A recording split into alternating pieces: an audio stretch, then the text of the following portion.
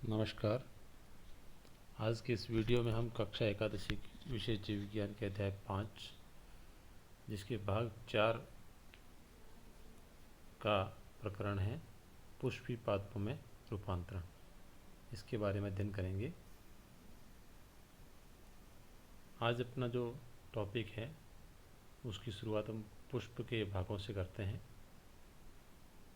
हम जानते हैं कि पुष्प जो है पौधे का लैंगिक अंग होता है जो पादप के परिपक्व होने पर उसके ऊपर और लगना शुरू होता है। प्रत्येक पुष्प के 4 चक्र होते हैं, जैसे कैलेक्स, कोरोला, पुमंग तथा जायंग। कैलेक्स ये पुष्प का सबसे बाहरी चक्र होता है और इसकी इकाई को हम बाह्यदल कहते हैं। ये प्राय बाह्यदल हरी पत्तियों की तरह होते हैं और जब ये पुष्प कली की अवस्था में होता है तो पुष्प या फूल की रक्षा करते हैं, अंदर वाले भागों की रक्षा करते हैं। कैलिक्स संयुक्त बाह्यदली यानी बाह्यदल आपस में जुड़े हुए अथवा पृथक बाह्यदली यानी बाह्यदल आपस में कहीं पर भी एक दूसरे को टच नहीं करते तो मुक्त बाह्यदली कहलाते हैं। ये पुष्प के भाग इस डायग्राम में दिखाए गए हैं, देखिएगा। ये पुष्प वृंत है जो शाखा पे पुष्प जहाँ से जुड़ा रहता है, और ये पत्तीनुमा भाग जो ग्रीन हरे हरे दिखाई दे रहे हैं ये कैलिक्स है, और ये लाल पत्तियां सी हमें दिखाई दे रही हैं ये सभी कोरोला है। इसके अंदर ये दिखाई दे रहे हैं हमें ये पुंकेसर है, और सबसे मध्य वाला भाग ये जो दिखाई दे रहा है ये जायंग। पुंकेसरों से पुमंग बनता है, जायंग जो है वो मादा जन्नांग भाग होता है। ये कैलिक्स जिसके बारे में हम चर्चा कर रहे थे, कैलिक्स पादपों का पुष्पों का जो सबसे बाह्य चक्र होता है जिसे सहायक चक्र का प्रथम भाग कहते हैं और पत्तियों के रूप में पुष्प की रक्षा करता है। उसके अंदर की ओर बढ़ते हैं तो अगला जो पुष्प का चक्र आता है वो आता है कोरोला, और इसका प्रत्येक सदस्य दल होता है या दल कहलाता है। दल प्राय चमकीले रंगदार होते हैं। ये परागण क्रिया के लिए कीटों को अपने ओर आकर्षित करते हैं। परागण क्रिया के अंतर्गत कीट होते हैं वे रंगीन या चमकदार पुष्पों की तरफ आकर्षित होते हैं, तो उसमें दलों की भूमिका महत्वपूर्ण होती है। कैलिक्स की तरह कोरोला भी संयुक्त दली अथवा पृथक दली हो सकता है, यानी कैलिक्स की तरह कोरोला में भी अगर प्रत्येक दल आपस में जुड़ा हुआ है तो संयुक्त दली, और प्रत्येक दल आपस में एक दूसरे को टच नहीं करता, जुड़ा हुआ नहीं है तो पृथक दलीय अवस्था होती है, जिसे हम मुक्त दली भी कहते हैं। पौधों में कोरोला की आकृति तथा रंग अलग अलग होते हैं। जहाँ तक आकृति का संबंध है वह नलिकाकार, घंटाकार, कीप के आकार के तथा चक्राकार, ये कुछ आकृतियाँ हो सकती हैं दलों की। ये देखिएगा कोरोला जो अलग अलग दिखाई दे रहे हैं, और ये रंगीन चमकदार स्थिति के होते हैं। अब है पुष्प दल विन्यास, यानी जो बाह्य दल और दल हमने जो पढ़े हैं कैलिक्स और कोरोला, ये आपस में किस प्रकार विन्यास रहते हैं, किस प्रकार जुड़े हुए रहते हैं, उनका एक क्रम होता है जिसे हम पुष्प दल विन्यास कहते हैं। पुष्प कली में उसी चक्र की अन्य इकाइयों के सापेक्ष बाह्य दल अथवा दल के लगे रहने के क्रम को पुष्प दल विन्यास कहते हैं। यानी जब पुष्प कली की अवस्था में होता है तो उसके जो चक्र होते हैं वो अन्य इकाइयों के साथ किस सापेक्ष अवस्था में या आकार में या आकृति में लगे हुए हैं, बाह्य दल अथवा दल, इनका जो क्रम है वही पुष्प दल विन्यास कहलाता है। पुष्प दल विन्यास के प्रमुख प्रकार हैं, जिसमें कौर स्पर्शी, व्यावर्तित, कौर छादी और वैक्सिलरी, ये 4 प्रकार महत्वपूर्ण हैं। जब चक्र के बाह्य दल अथवा दल एक दूसरे के किनारों को केवल स्पर्श करते हैं, यानी किनारे आपस में एक दूसरे के सम्मुख और स्पर्श करते हैं, तो ऐसी अवस्था को हम कौर स्पर्शी अवस्था कहते हैं। उदाहरण है इसका कैलोट्रोपिस प्रोसेरा, जिसे आँख कहते हैं।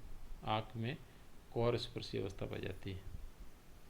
ये देखिएगा कौर स्पर्शी अवस्था में, इसमें देखिएगा ये सारे दल एक दूसरे को केवल स्पर्श मात्र करते हैं, एक दूसरे के सम्मुख इनके भाग होते हैं, और इस अवस्था को हम कौर स्पर्शी अवस्था कहते हैं। यदि किसी दल अथवा बाह्य दल का किनारा अगले दल पर तथा दूसरे या तीसरे आदि पर अतिव्यापित हो, तो ऐसी अवस्था को हम व्यावर्तित अवस्था कहते हैं। इसके उदाहरण है गुड़हल, भिंडी और कपास।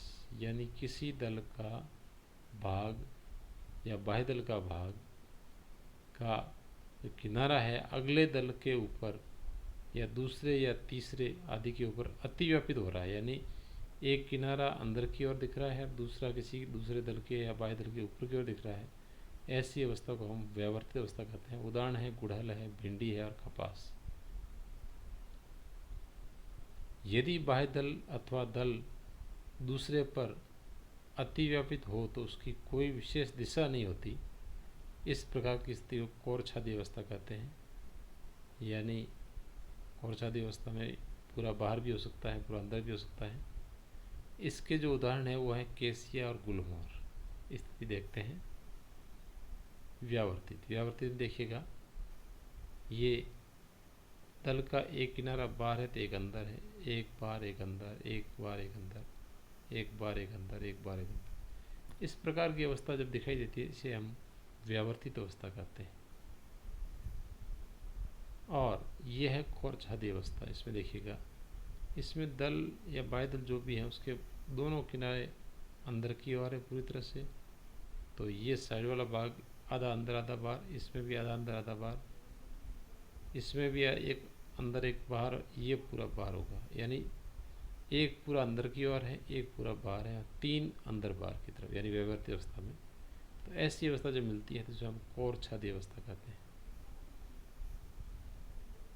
अब है मटर सेम में 5 दल होते हैं। इनमें से सबसे बड़ा मानक 2 पार्श्वी पंख या दलों को, ये 2 सबसे छोटे अग्रदल को अतिव्यापित करता है।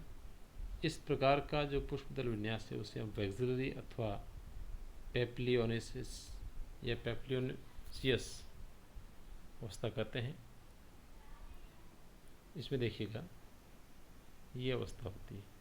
इसमें देखिए ये इस प्रकार ये कैपनुमा अवस्था स्ट्रक्चर बनती है जो सबको घेरे हुए रहती है, और ये साइड वाले जिनकी एक सिरा बाहर एक इनके अंदर की ओर है, और ये नीचे वाले जो दिख रहे हैं अपन बोतल की अवस्था, ये दोनों इस प्रकार अंदर की ओर पाए जाते हैं। ऐसी अवस्था जब दिखाई दे तो ये अवस्था वैक्सिलरी अवस्था होती है। अब है पुमंग।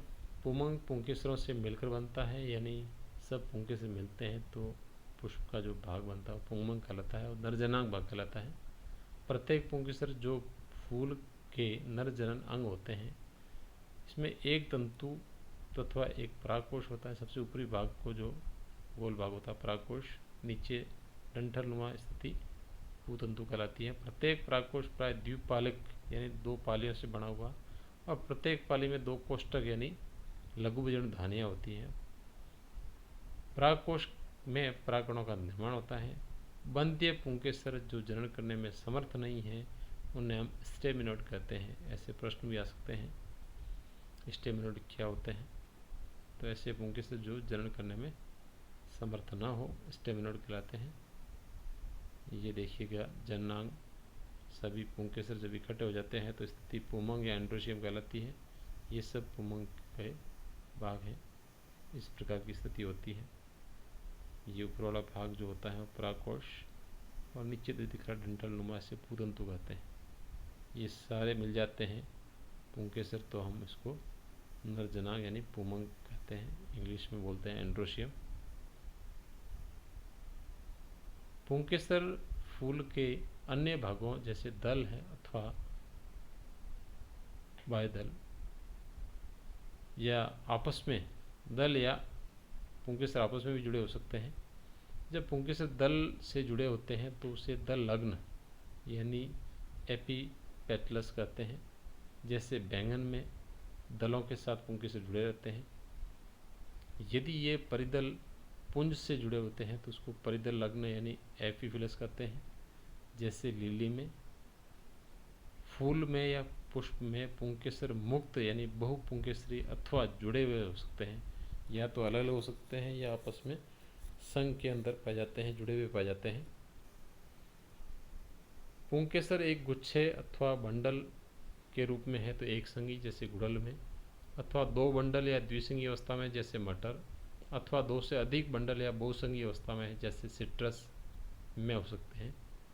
उसी फूल के तंतु की लंबाई में भिन्नता हो सकती है जैसे सेल्विया और सरसों में होता है। अब है जायांग, जिसे हम गाइनोशियम कहते हैं। जायांग फूल के मादा जनन अंग होते हैं। ये एक अथवा अधिक अंडक से मिलकर बना होते हैं और अंडक के 3 भाग होते हैं। सबसे ऊपरी भाग वर्तिका, फिर वर्तिकाग्र और लास्ट में अंडाशय, फूला हुआ भाग होता है। अंडाशय का आधारी भाग फूला हुआ रहता है जिस पर एक लंबी नली होती है जिसे वर्तिका कहते हैं। वर्तिका अंडाशय को वर्तिकाग्र से जोड़ती है और वर्तिकाग्र प्राय वर्तिका की चोटी पर स्थित होता है जो परागकणों को ग्रहण करने या मंच का कार्य करता है। ये देखिए मादा जननांग जिसे हम जायांग कहते हैं। स्थिति ये वाला भाग वर्तिकाग्र, ये वर्तिका और ये नीचे वाला भाग अंडाशय कहलाता है। स्थिति देखिएगा ये इस प्रकार होती है, हमने चर्चा भी की आगे। ये देखिए वर्तिकाग्र, ये वर्तिका और ये नीचे फूला भाग अंडाशय जिसमें बीजांड पाए जाते हैं। ये स्थिति जायांग की है।